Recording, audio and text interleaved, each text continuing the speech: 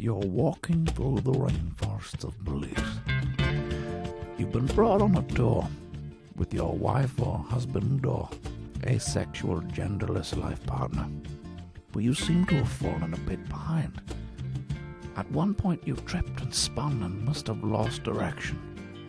The guide informed you in broken English to be sure not to get lost. This place is inhabited by all sorts of wild beasts. Jaguar, ocelot, and jaguarandi. You've been walking for hours and you can't shake the feeling you're being watched. Suddenly you hear a rustle in the bushes. Oh dear, what creature, wild cat or violent bird lies within? What's this? A little man with a wide-brimmed cap walks towards you, feet pointed backwards. He smiles and repeats, Quiero como tus pulgares. Quiero como tus pulgares. You laugh and take out your Google Translate to understand the little ragamuffin. I want to eat your thumbs. I want to eat... Today on Sexy Beasts, we're talking about the Duende. Duende. It's some of you, my whip. Duende. It's some of you, my whip. Duende. Hey. You got that sexy beast. You're just so sexy. Stop clapping now. Are you a Loch Ness monster? Or are you Bigfoot? Sorry. Duende. Supernatural Duende. vampires, banshees. Duende. And Jago. Duende. Wendigo. I would like to coming after reach me. out my You said hand. fuck said you could laugh at me, smack at me. With a Bigfoot dick, you could slap at me, blasphemy. Duende. You could dare come at me with a Mama Bigfoot say dick him with of a the Loch own. Ness monster pussy. Lost Like at the face, end there, sexy didn't beast. I did. I lost the rhythm. Welcome to Sexy Beasts, your foray into the menagerie of the unexplained. Each podcast is devoted to a specific creature, cryptid, or monster. We discuss its history, its merits, and using our FECS analysis, we rate and review the beast against other creatures in our Premier Crypt. Look, guys, basically, it's a monster review show. If we review it, we don't have to Google it too much. And be sure to listen all the way to the end, because we're going to be closing out the show with Top Trumps, which I'm fucking losing. Sorry for the language. So And I think last episode we decided it's a piercing. we've decided it's a piercing. It's going to be a piercing in between the thumb and the finger No, we put it to the vote. with a dangling keyring We put of a duende. We put it to the vote. We will put it to the vote. No, do you know, maybe we just have to wear the same T-shirt of each other's face for a whole week. Why would you wear your T-shirt for your face T-shirt? Because I got one of his live shows. So if you're in Edinburgh during the month of August, Hey, what a fucking segue! You owe me royalties as your PR. you didn't say what it is. Tony's going to be at the fucking Yeah, there we go. the haircut festival. The haircut festival. People don't even know. But people who are, this could be your first episode, maybe you're like, oh my God, you're talking about duendes? I'm there. Well, my name is Tony Cantwell. I'm the winner of Dove Soap's Real Beauty campaign for Perfect Body. Turns out it was a competition all along, so I was delighted to win that. And my co-host, as always, Mark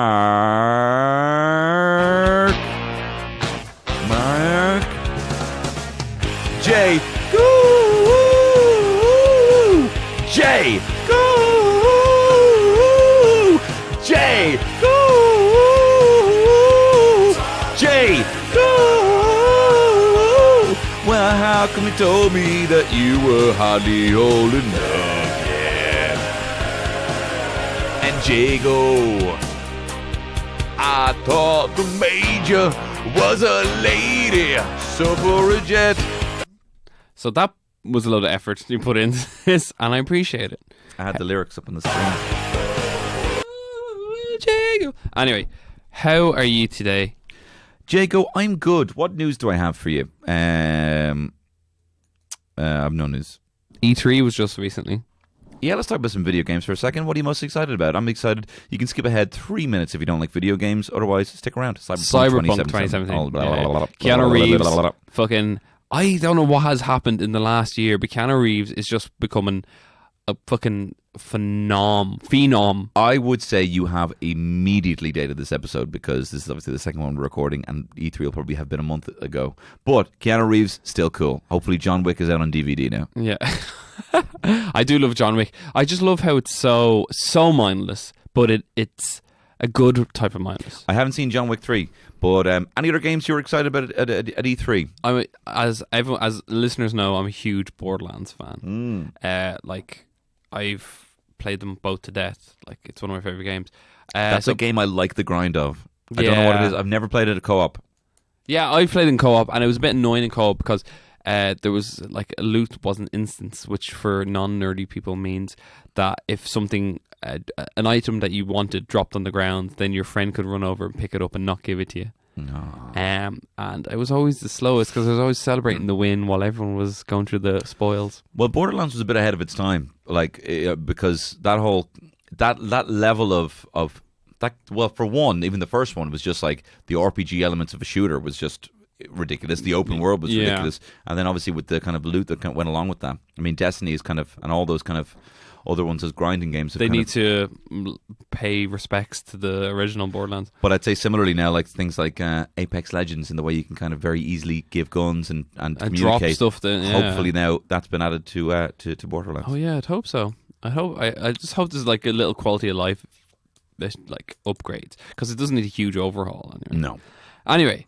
We're not a video game. No matter how much we try and do it, we're not a video game review show. No one wants to listen. Like, but this is the thing. People don't watch video games on TV and probably won't, and people won't listen about video games on podcasts. Do you remember that shows on Sky TV?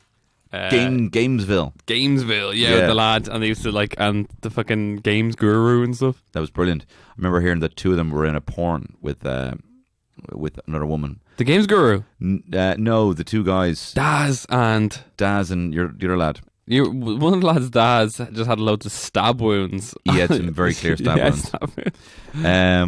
But look, it's difficult to get a gig. I don't know. I think Ireland is crying out for like a geek savior, someone who they go to. But you don't, like, this is the thing. You don't, like, why would someone want an Irish perspective on it when we don't make many games, the kind of indie games that there's obviously... Sorry, Baldur's Gate 3 has been made. Baldur's Gate 3 has been made in an Irish studio. Okay, maybe I'm wrong. Down by Fumble Exchange. Maybe I'm wrong, but I don't know why people want it. Like, I've seen very good Irish game journalists. There's that guy who does... Danny O'Dwyer. Yeah, he's very good. He's very good. No clip and stuff like that. No clip, yeah.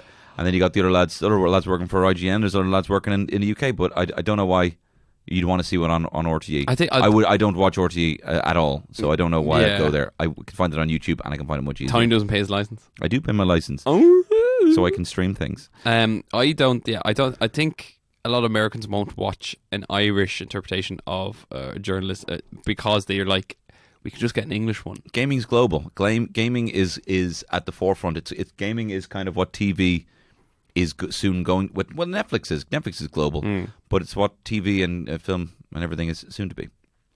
Which means we're shit out of luck. Welcome. We tricked you. This is actually our gaming podcast. It's Jay. If we need to come up with a witty name for it. Anyway, back to Duende. All right, I'm at a party. Okay, you're at a Belizean party. Let me just get the Belizean tunes ready. I believe in a thing called love.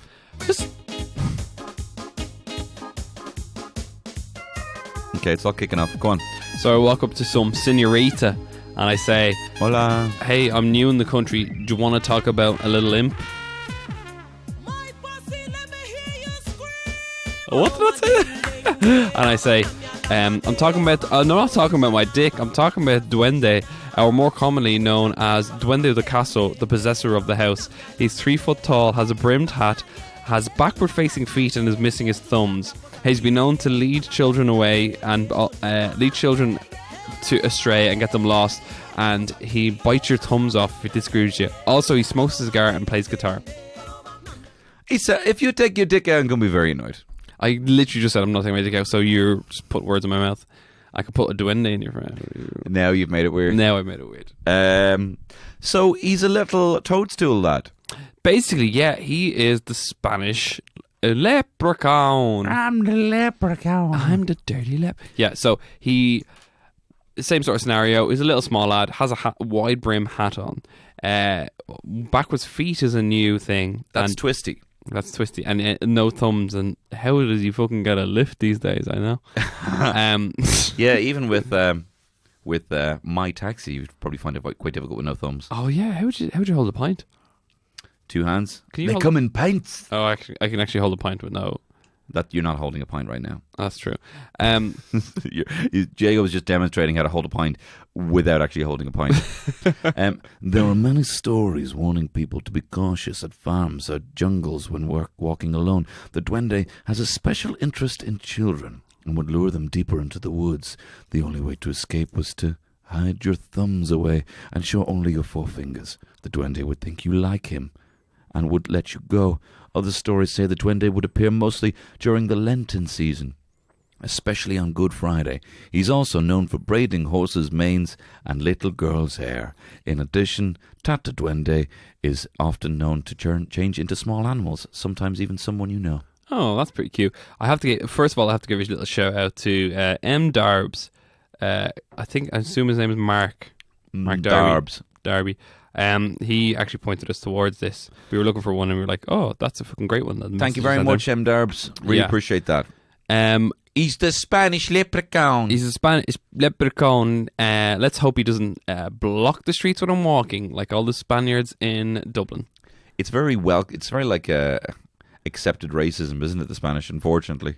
But like, it's not, I don't think it's like pointed racism. It's not because there's no hate behind it, but like they do have a sort of they block the streets when I'm walking. Okay, do I have to spell it out for you? Spell it out for you, Tony, and the listeners. No, I'd say there's more love of the Spanish than there is. No, don't get me wrong. Like I love Spanish people one-on-one. Mm-hmm. Menage a trois, maybe. Jesus Christ! But like, I don't know. I think it's a cultural thing. I think that Spanish people are naturally loud, and I think they give out a very they have a flat ah sound, and when they say hey, the Spanish for hey is oinga. Yeah, and the it's a very flat that we're not used to hearing. Oh, that's hola. Fuck. That's actually giving me fucking rage. Now stop it. Yeah. But yeah. So on a bus or something like that, and culturally, I think they are a bit louder, or maybe they're, as you said, they're flat A. But when I'm on the bus, and they're coming here as tourism, right? Yeah. Who do you think built that fucking spire that you love so much? If it wasn't the Spanish, the Polish people. Coming here and physically building it. Fair enough. And I love Polish people. I think, but no, one day, like today, well, not today, it was, what day is it? Oh, sorry, 2 days ago, I was walking across, the Millennium Bridge? No. Do you know the one that's when I you scratch your feet and it's like, oh, yeah. Yeah. That's how much, I'm 31, by the way. Yeah, I know. And there was a person ahead of me in a wheelchair, and I'm so quiet. There was loads of Spanish people on the bridge taking pictures because it was sunset. Of the person in the wheelchair? No, not the person in the wheelchair. It was just like each other, like trying to take, like, as the sunset. And the person in the wheelchair was like, excuse me, sorry, I just need to get by. And they was like, hey, siesta, like screaming at each other. And it's, what? I was just saying it's so racist. But sorry, but I literally had to like push them aside and said, sorry, this person in the wheelchair trying to get by. Well, you know what? The person in the wheelchair should have learned Spanish. That's all I'm going to say. Yeah. Fucking, it's their obligation to learn Spanish. No, I mean, come on, they're walking around Dublin. I mean, they love the city. You know, I mean, you always make the joke, you're from Spain. Why did you ever come here? Yeah. The weather is so good where you're from. Weather. Why did you take a holiday to Spain? Why would you come here? You're devolving. That's mad. You're a chicken. I like Spanish people, and I like the Duende. I like Spain. I like Spain. Yeah. I found, and this is, well, it's Catalan, isn't it? Barcelona, but it doesn't matter. No, you're dead right. When I'm in Barcelona and I talk to the locals and the Spanish people, they're actually the nicest people ever. They're just so welcoming and they're lovely. But I find it difficult to walk. You speak Spanish, don't you? I speak fluent Spanish. Yeah. Sí. What? Hablo español fluente. Oh yeah. Okay. ¿Dónde está el baño? A la derecha izquierda. Sí. Yeah. Yeah. Okay. What were you saying about Barcelona? I find if I'm ever in Barcelona or even if I'm in Madrid, I find it difficult just to walk into good. You know, sometimes you're in a city, you can just walk in anywhere and it's kind of good food. Yeah. Can't think of anywhere off the top of my head that actually is good, but I found it very difficult in Spain. Boring. No, that's good. Like, so when I sort of similar to you. Like I tried. Like you don't walk in. There's no Spanish cuisine. Like you don't walk in and there's like tapas. Like I mean, if you go to like San Sebastian or Bilbao, then yeah, apparently you can walk around and you get great food everywhere. Lisbon, you walk around. What do you think? Barcelona is very touristy. Yeah, Amsterdam as well. I'd find very difficult to walk in and get good food just anywhere. But unless like, you go what to would be the Amsterdam's like traditional dishes? like if you're in the centre of town, you just see chips everywhere. You know what I mean? You see chips and cone with mayonnaise all over chips them. and tits. Whoa, hang on. Red light. All right. Anyway, we're on again. What is with us You're not today? at the party anymore. I'm not at the party. I left the party, all right? And we have a duende with us, and we got locked, and we had a duende, and we're like, "Here, mate, can you fight?" You can't. You have to let me know so I have the jingles ready. Go on. We're with a duende, and what's he saying? It's like, "Here, mate, can you fight?" Fighting. Oh, I've got a good one about this. I have a good feeling about this. So, shapeshifting. well, okay, yeah, okay, yeah. I forgot about that. The Tata Duende can. So this duende. Let me just get the because I want to paint the picture again. This duende is a 3 foot tall little leprechaun-y imp kind of thing, a brownie. Yeah. Backwards feet. Has just kind of same proportions as a human man, but backwards feet and a big wide brimmed red hat. So, do you think the hat is going to help it fight or make it less? The hat seems to come up quite a lot. It seems to be like a lot. Like I'll go into it in evidence because I've got a theory about this. Oh, yeah. But anyway, we're not talking about that now. All what the fighting attributes? What's it got? Shape changing. Yeah. It can become invisible. What? Yeah. Shit. It can become. It has powers to confuse and dazzle people, so they can become lost. Whoa. Yeah, and it also can smoke a cigar. Fuck off. It can smoke a cigar. Sorry, that was actually so hard to say. You're a professional broadcaster. Well, actually, no, we're not being paid for this. Not enough, tell you that. Not enough, anyway. Also, backwards feet. That's confusing. If I saw it running at me, I'd be like, I actually physically would like not know whether to punch it because its feet would be running backwards. And it was screaming at you in pain. Yeah. Ah! That's what I call a moonwalk. But then it could I heard it. I didn't respond. Yeah, it look wasn't me funny. in the eyes then. Look me in the eyes then. So its backwards feet is apparently supposed to help with its ability to make people lost. So people are like, "Oh, just follow my tracks," and they're like, "Oh fuck, what?" Like, but he's walking backwards. How am I going to do that? Sand people walk in single file to hide their numbers. What was that from? Star Trek. Well, Star Wars, my favorite movie. Again, it has. There is no descriptions of attacks. Is the only thing that sort of gets me. Yeah, I mean, there are stories of it eating thumbs. There are thing, yeah. So here's maybe a bit of a dodgy one, right? In Hispanic folklore of Mexico, I love Hispanics and the American Southwest. Duendes are known for their as gnome-like creatures. Blah blah blah. They live inside the bedroom walls of young children. Well, there is a bit of and a they weird attempt to vibe clip to the toenails of unkempt children, and they often lead to them removing entire toes. So they're idiots, but they're pedophiles. Do you know those little pedophiles that have little legs? Oh, I just watched that They video. are bleeding pedophiles. So, anyone ever seen that video? Someone actually mixed up the word for centipede and paedophile, and was talking about it for far too long. Oh, they're walking along and the little legs, all the 100 millions of legs. You know what little pedophiles have little legs? They're fucking. I'm not scared of spiders, but I'm afraid of pedophiles. Now, another thing I'm going to throw at you here is we give the leprechaun. Whoa! Don't be throwing it so hard.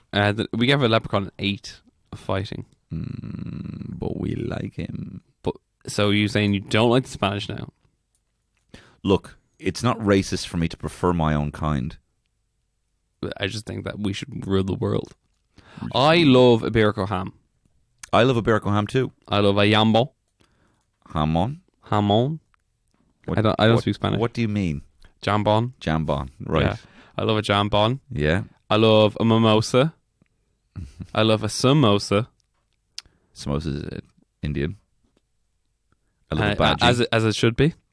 Okay. But I don't think it can fight. Okay. Well, what about this? It's got an appetite for thumbs. Mm. It can whistle a mystical song. Yep. It can live within walls, which I means can whistle a mystical song. And you can live within walls. What's that part? I don't know. Don't be making up shit. Stick to the script that we have written. It has a knowledge of the forest, and also, do you know what else? It is a pedo, which means I'm sorry. I don't ever want to give pedos points for anything, but if there was a guy and he was a fighter, and I knew he was a pedo as well, I'd anticipate that You'd fight more. I would fight more, definitely, of course, but I'd also give him kind of points in terms of that being a bit edgier. But like, I kind of am a bit scared. So you're giving this guy. I'm not giving any pedos points, but I'd be more scared to fight a pedo than a gnome.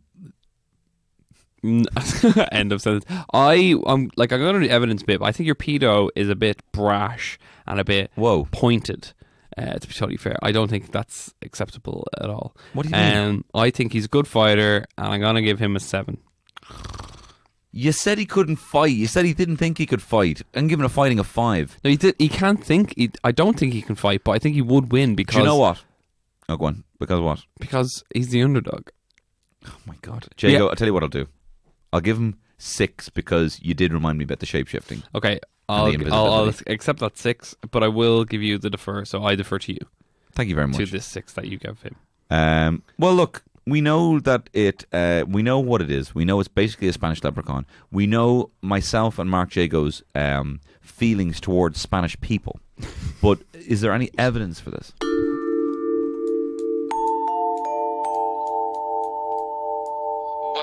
Is the evidence, sir? I'm just writing something down. I've got loads of evidence. Do you? Yeah. Well, work away because what do you got? I've got one incident that occurred. So in 1860, in a village in the southern Spain, everyone started having hysteria and fits and panics and stuff. Mm-hmm. And people said it was like a mass hysteria and stuff like that, but a local witch doctor or some sort of shaman came to the area and cursed them, said that a duende was going around playing tricks on them, okay? Mm-hmm. A person from the village travelled to Strasbourg in Germany. Whoa. And Strasbourg noticed an uptick in mental health, or basically like spasms and like fits. What, and people, the duende was making people mad? Duende was making people mad. The duende was making those I suppose considered sometimes uptight Germans mad. Yeah, so he has considerable power. What a line for a podcast. Whoa. This isn't working. This isn't turning. Anyway, I'm just going to put the mic to the side of my mouth. Well, get this, yeah. In Belize, this comes from the website Owlcation, maybe.com. Do you believe in love after love? Blah, blah, blah, blah. I can find duende in my heart. I really can't have enough thumbs, oh. The humzo. I really can't have enough thumbs. Michael Cremo first detailed eyewitness accounts in the book entitled... Okay, can I fucking finish my sentence? You're a real funkypigeon.com today, I have to say that. And I'm sorry to say that, Jago. You're a real moonpig.com. I'll stop being a moonpig.com. Michael Cremo. First, stop pretending to... You need to grow up. You're in a... Sometimes I'm in a funny mood and you're in a funny mood. Now I'm the straight man. I don't want to be the straight man. I'm wacky. No. I'm wacky. You're not wacky. You're being a straight man. Anyway, read this news story that you have. I actually have fucking loads to read, so don't interrupt me. Okay, I won't. Go ahead. Okay. Michael Cremo first detailed eyewitness accounts in a book entitled Forbidden Archaeology. He included writings from our boy Ivan T. Sanderson. Oh, nice. Ahul. Mr. Ahul, one of the godfathers of cryptozoology, who Sanderson had collected accounts from dozens of men of substance who worked for responsible organizations, mainly the forestry department, and basically said that a junior forestry officer had, in 1961, described in great detail 2 of these little creatures, duendes, that he had suddenly noticed quietly watching him on several occasions near the foot of the Maya Mountains. The descriptions of these creatures were that they were 3 to 4 foot tall, with heavy shoulders, long arms, brown hair, flat yellowish faces, long hair down the back of the neck and the back. Interestingly, Belize is also home to several primate species, including spider monkeys and howler monkeys. The descriptions seemed to match these of the spider monkey, although the size given doesn't exactly match the actual species. And actually, funnily enough, in the 5th season of a show called Destination Truth, it was speculated that the Tata Duende might actually just be the indigenous spider monkey. Now, funnily enough, though, Sanderson also stated that, on his accounts, the Mayans believed in a deity that looked like a very small man wearing a big hat and nothing else. According to their myths, the deity roamed the forest and supposedly came out of hiding to place gifts before temples. Gifts before temples. Now, this is my theory. Mm-hmm. This lad, a short little lad, getting people lost, getting people confused, getting people all over the place in some level of psychedelia in the forest, right? A little chap with a red, wide-brimmed hat. Sounds like a mushroom. Would you agree? Oh, yeah. Right. So if you look at there's a lot of links between psilocybin and magic mushrooms and people seeing imps. In fact, one of the major things when people actually inhale DMT, probably one of the most psychoactive substances on the planet, that's what the main component of ayahuasca, they see two things for the most part: geographical shapes and impish figures in red hats, right? Funnily enough. So Patch.com did a link between mushrooms and gnomes. So many people report that an intelligent living spirit resides inside the flesh of sacred mushrooms, which contain the potent psychedelic substance psilocybin, and that under the enchantment of the mushroom, the spirit speaks to them in their native tongue. A substantial number of people believe that they've held compelling conversations with an ancient mushroom entity, which some say claims to be extraterrestrial in origin, the voice of the earth, or the mind of God. The late ethnobiologist Terence McKenna, you'll probably know about him if you listen to any of Joe Rogan's podcasts, built a career largely upon the seemingly far-fetched notion that psilocybin mushrooms are not only a chemical message from another star system, but that they can serve as a portal for telepathic communication with our heavenly neighbours. One more link I'm going to tell you now, Mark Jago. This is another thing from Live Science. 8 ways mushrooms actually explain Santa. Explain the origin of Santa. So, Arctic shaman gave out mushrooms during the winter solstice. According to the theory, Santa derives from shamans in Siberia who actually dropped into local teepee-like homes with a bag full of hallucinogenic mushrooms as presents in late December. Mushrooms also, like gifts, are found beneath pine trees. So the idea of these things giving gifts and dropping all these things off. Also, the Amanita muscaria mushroom is like the toadstool mushroom that you see from toad. Yeah? And the red hat, it looks like a big red hat and nothing else. Reindeer apparently were spirit animals of shaman. Shamans actually dressed like Santa. They dressed up like the mushrooms that they were giving a lot of the time. Mushrooms are abound in Christmas iconography. Rudolph's red nose apparently represents a big red mushroom. And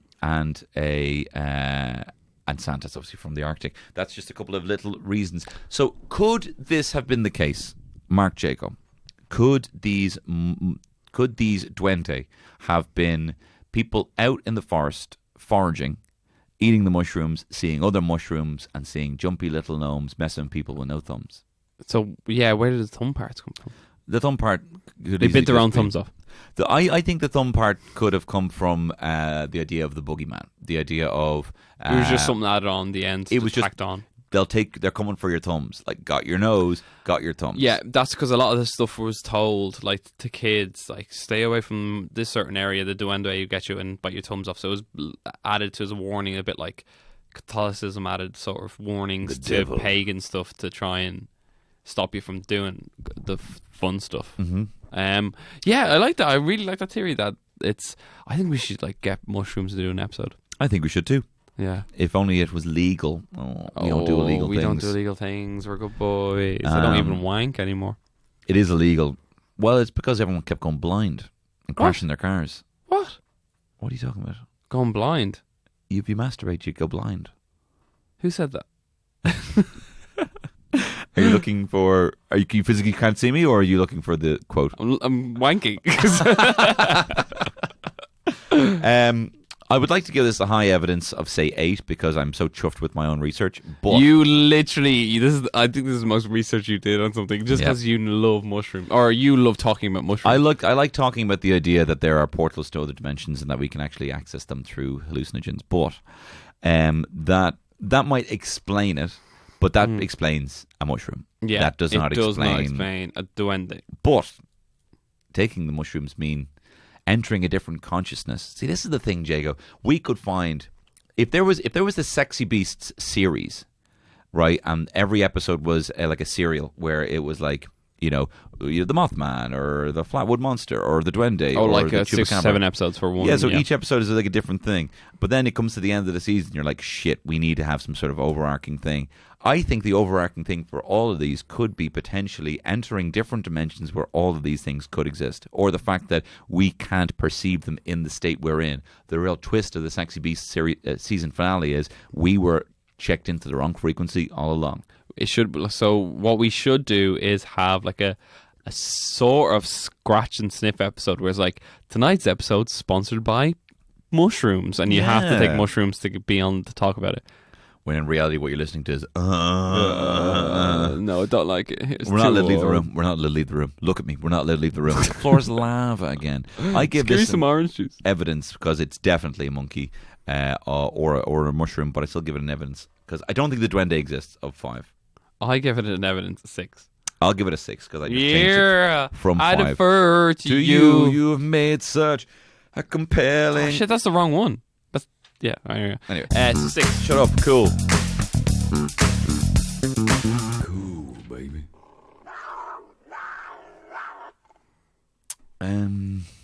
I do like it. I do think it's cool. Like, we can't think that the leprechaun is cool and then not give this a cool. And to think, we like the leprechaun because it's homegrown, but it is the equivalent of a minstrel imagery of an Irishman. Yeah, but yet we celebrate it. We celebrate it. We've owned that shit. Yeah, it's people slagging Irish people are like, oh, look at those little leprechauns. And like, yeah, we are leprechauns, mate. Remember, I remember I was in Toronto, and it was before Obama. It was like 2008, and it was before Obama had been elected. So maybe it was actually 2007. But anyway, we were staying in this Republican frat house, and they were like they had ties with like George Bush, like all the Bush family had gone through this fraternity.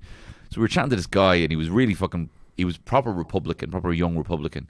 I remember he said, and it was fucking really pissed me off. He was like, "How many people are there in Ireland?" And I was like, "I don't know, 5-6 million."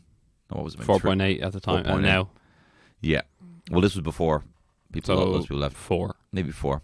Yeah, so it was like about 4 million. Like, oh well, there's like 20 million in Boston, like or in Massachusetts. I'd say Massachusetts is more Irish than anyway. It's not good. He said that that Massachusetts is more Irish. He was saying that there's pockets in America that are more Irish than Ireland. That's absolute fucking fallacy. Absolute bunk. While he's in fucking Canada, loving America. Yeah, I think it's ridiculous. Like, I read an article once where someone's saying that everyone in Boston is more Irish than American, or Irish than Irish people back here. It's because apparently we're not what, when people come back from Boston to Ireland, they're not what we expect, because they've carried on traditions that we probably haven't, so we've sort of evolved with the times, but they're still fucking Kalian around the place. No, I don't buy that. I'd say if there was a new famine, right, and there was a new pocket of 2 million or whatever Irish people leaving, and they moved to America now, with the Irish sensibility we have, we'd be like, you fucking never hear from us again. We're like, what kind of Irish people are being brash and celebrating being Irish in America, Yeah. I mean, I know we've got such nationalistic pride and everything like that, and we support everything that is Irish and everything that goes along with that, but I reckon that we'd be like, fucking, oh, geez, we'll keep it out of the way. Just don't bring that around. I disagree with that. I want to go back to Canada, find that guy, and just give him a piece of my mushroom. Hey, I'm Mark Jago. You don't know me, but 12 years ago, you spoke to a friend of mine about Barack Obama. Well, it's pissed me right off. This thing, the Tata Duende, its most prominent role has been featured on a postage stamp for Belize as part of a series on Belizean folklore. Belize is not a lot. It's not a country I know a lot about. Do you believe in love. It's not a country I know a lot about. I do know there's some sort of wars going on at some stage. But maybe they need to believe in love. Oh my God. Don't try and educate the people of Belize. But if you think about this, right, the Duende is also popular in Iberia. I mean, popular in Iberia, Portugal, and South America, Mexico, USA. It's popular everywhere. So that it should be getting points given its reach. But then, yeah, it's a thumb-biting paedophile. They are. Why'd you keep bringing up the paedophiles? Because it lures children into the woods. But then, it's the to definition. bite their thumbs off. He may be a fucking assaulter. Don't be such a pedo apologist. Don't clip that. Anyone saying James is a pedo apologist. He's just biting thumbs off. He's braiding hair. That's okay. You want him braiding? Would you have him braiding? You have a niece, don't you? Yeah. You're braiding your niece's hair. I wouldn't mind if you bit her thumbs off. What are you talking about? He's hiding the walls. Well, hiding the walls is different. He's a stalker. What's he doing in there with his big hat? What's under the hat? How can he fit? He's just Jamiroquai. He's just Jamiroquai walking around. Hang on a second. Well, no, we're not Sexy Bill yet, but we got to talk what's under the hat. Yeah, what? Oh, no. We've triggered. See, Tony has a weird sort of sexual vibe about... If cryptids wear clothes, what's up? Look, no, I'm jumping right ahead. I'm giving this a cool of 6. Okay, yeah. Because it's popular, but I don't like it. I'll give it a cool... I actually had a cool 6. And how about we fucking talk about a bit of sex appeal here? You're fucking so excited. You're sweating. Because, guys, what's kicking off under that hat? Here we go.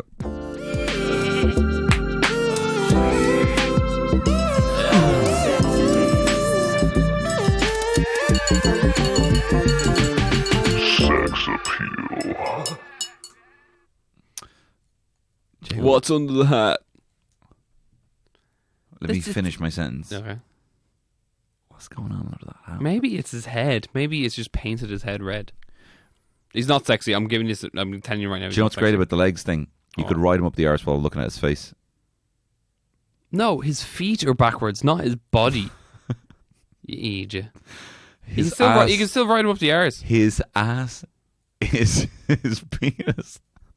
His ass is his penis. Oh my God. What have you done? I don't know. There's something in the air, Jake. We've been in here too long. We record too many of these back to back. It's very, very hot in here. It is very hot. His ass is his penis. No, his feet are backwards. Does he even have a...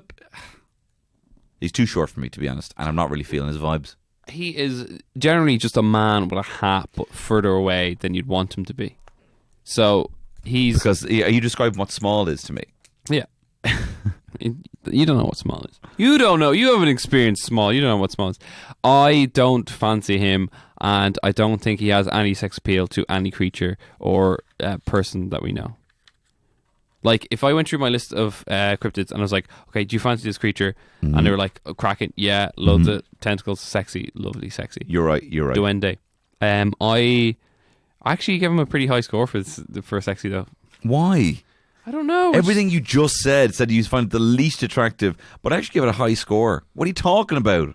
I don't know. It's just, what's under the hat? What's Tony? under the hat? It's the hat. It got me. He smokes a cigar. He whistles a mystical tune. He plays guitar. He's like fucking your man from the Pogues. He's like John Jingle Jim Schmidt. No, what's the name of the guy from Pogues? Shane MacGowan. Shane MacGowan. Loads of people fancy him. John Jacob Jingleheimer Schmidt. His name is my name too. Shane MacGowan. Shane MacGowan. But yeah, people fancy Shane MacGowan, and he's missing teeth. He got his teeth fixed. Oh, did he? Yeah, like about 5 years ago. How did they turn out? Yeah, he looks good. He still can't talk for shit. Oh. I gave this a sex appeal, Mark Jago, of 4. And it's only a 4 because I want to know what's under the hat. Was it lower than that before you started thinking about the hat? When last week we were talking about, 20 minutes ago, we were talking about the fucking, what did we have? The Flatwoods Monster. Yeah. And we were talking about his dress. Then it got in my head, Duende's also wearing clothes. So should we go back and go through all the cryptids and be like, put a t-shirt on this cryptid and be like, do you fancy it, Tony? No, it has to be either a hat or a dress for some reason. No, I mean, even thinking back, Jinn or whatever wear clothes, Santa wears, what's under Santa's outfit? You know what I mean? He's ripped. He is He's ripped. 100% ripped. I gave it a sex appeal of 4. All right. I actually gave it a sex appeal of 5. But I will defer to you. yeah. God, I'm fucking smashing it with You're these doing defers. really well with the defers, I have to say. I'm so proud. Thank you. Tell my mom saying she's proud. I will. Okay. I can't believe you forgot your clothes. If I'm wearing a hat and a dress, so it's grand. Mark Jacob, what are the final scores? Give it to me. Give it to me, Neil. Fighting. What am I playing that for? Jacob, sorry, I'm all over the place. Here we go. I think we all are. Fighting. 6. Evidence. 6. Cool. 6. Sexy. 5. Total score of 22. 23. 23. Oh, wow. Big contender or little fish? Let's find out in the Premier Crish. No, not doing great. Not really good at all. 41st place. Shit. Below the Selkie and the Loveland Frog, ahead of the Jersey Devil and the Tuckerlush. The Jersey Devil. Yeah. Oh, we in Jersey, found a sleep at night. Listen, we've had a couple of beers. I had one. Well, I haven't not even finished my one. It's Tony Cyber. Anyway, 23, not good for the Duende. And I apologise to all our Spanish listeners if I got a bit racist. Yeah, no, we're both a bit sorry about the whole racism thing. That really was not called for at all. So I do love tacos. I do. I genuinely, I bought a slow cooker specifically to make tacos. Beef well, I'm sure barbacoa. our Mexican listeners will appreciate that. And paella. Okay. Jago, save that one. Fucking you did not in your Jamie, edit out me being racist. No, leave that in and make it in bold. Mark Jago, I'm losing twice so far for the top trumps. And I refuse to get a tattoo or a piercing between my thumb and finger. It's not going to be thumb and finger. We're going to have to give it to the audience and see. The audience? Okay. How about one has to make dinner for the other? Oh, and live stream the whole event. That'd be lovely, yeah. That would be really nice, yeah. Great. Yeah. Well, here's top trumps.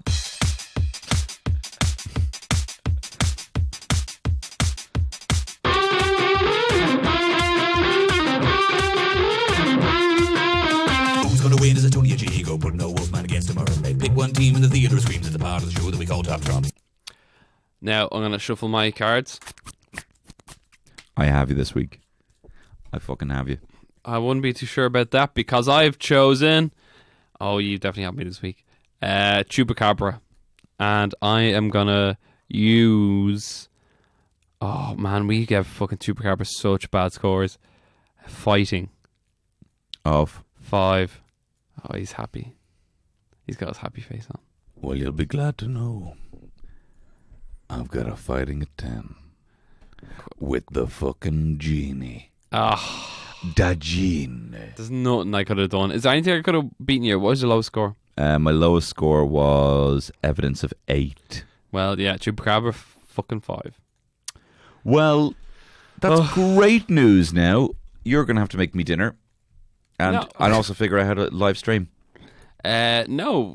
And I'm also going to change the names of the teams. I had a great name for you this week. But anyway, go on. What was the one you were going to give me? No, not because I might use it again. How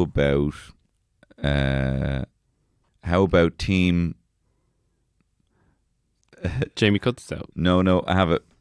My team name is now going to be Team... Team Pussy Licking Junkies 27/7. Yeah. Oh. And your team name is going to be Linda and Eddie's Mistake. That's Linda and Eddie's biggest mistake. Harsh, my dude. Well, Linda and Eddie's biggest mistake and biggest regret. They're my parents' names for anyone. No, Team Linda and Eddie's biggest regret. And no, that's fine. That's all part of the name. I thought there was a limit to the name length, but There's a limit to the names. That's grand. So I appreciate that. Duende. So Duende, do we have perhaps an Iberian? Was that too harsh? I feel bad now. No, it's good. Okay, it's good. true though. I know. Mark Jaco, do you have a Listen to him at the bottles. He's trying to clear up. Do you have an Iberian proverb to play us out for this lovely show? I certainly do. So I'll see you next week, Tony. See you next week, Jago. I love you. El que no llora, no mama. If you don't cry, you don't get the teeth. What? You're just so what does it mean? Are you a Loch Ness monster? Stop smiling at me. Cryptid, supernatural, vampires, banshees, Tony and Jago. Oops, there's that Wendigo. Hey, coming after me. Who the fuck said you could laugh at me, smack with me? With a Bigfoot dick you could slap with me? Blasphemy. You could dare come at me with a Bigfoot dick and a Loch Ness monster. Pussy. Stop it. Bay sexy beast. Come está Head Stuff Podcast Network Telenova. This has been a production of the Head Stuff Podcast Network.